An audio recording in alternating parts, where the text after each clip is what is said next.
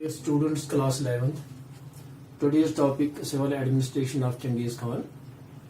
As you know, the Mongols belong to the nomadic society. Their administration was neither good nor properly organized. In spite of all this, it was quite favorable as per the prevailing circumstances.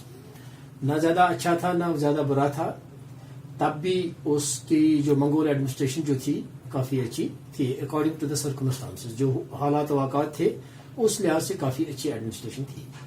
The first point that we are going to discuss it is the position of the Genghis Khan. Genghis Khan himself was the emperor and he was regarded as the supreme authority and Mughal emperor. He utilized unlimited powers, supreme commander of the military forces.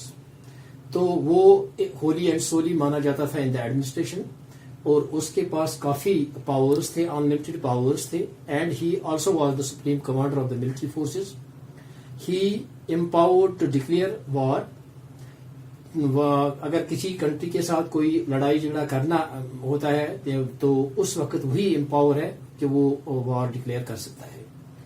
His every word was law.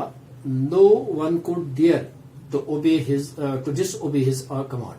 In case of violation of his orders, there were death punishments also. अगर कभी कभार किसी कहीं पर उसका order नहीं माना जाता था कोई, तो उसको डेथ सेंटेंस भी दिए जा रही थी. His word was law and he has to be accepted at any cost. The second point, that is Ulysses. A remarkable feature of Mongol administration. According to this, Genghis Khan transferred the administration of new conquered land to his 4 sons. Ulysses do not mean a fixed demarcation of piece of land, as there used to be a continuous change in it. Under Ulysses, the position of the Khan's sons was that of the deputy rulers. They were made in charge of the military troops. यूलिस जो है इसकी वसातत से Genghis Khan ने अपनी पूरी administration को अपने 4 बेटों को उनके सुपुर्द कर दी. तो वही पूरी एडमिनिस्ट्रेशन को चलाते थे. ऐसे समझा जाता था कि जैसे कि वो खुद बादशाह थे. तो उसी को हम यूलिस कहते थे और वही एडमिनिस्ट्रेशन पूरी तरह से चला रहे थे. They were made in charge of the military troops. And हर कोई मिलिट्री ट्रूप जो था उनको उसका इंचार्ज बनाया गया था. मिलिट्री उन्हीं की कमांड में चल रही थी. Yamin, another invaluable contribution of Khan was Yamin was kind of the military post in Mongol emperor. Such posts were established at a distance of 25 miles. All these posts, cavalry's message, were appointed as angel horses were placed at their disposal. Yamin एक ऐसा चीज है कि ये हर 25 kilometre के फासले पर एक मिलिट्री कंपार्टमेंट बनाया जा रहा था.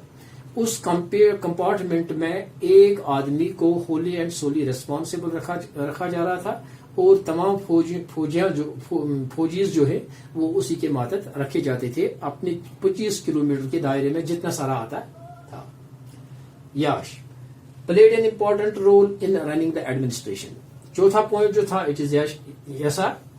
It played an important role in running the administration, consisting of those rules and regulations which had been approved by the Khatlita.